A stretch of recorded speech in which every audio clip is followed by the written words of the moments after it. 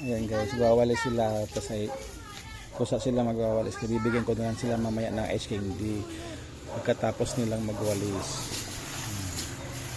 Diba? Diba bait ng mga bata. Yan. Oh, hello. Love yan, kuya. Ha? Love yan. Hindi. Wala ko lang, lalagot kami kay mama. Hindi naman.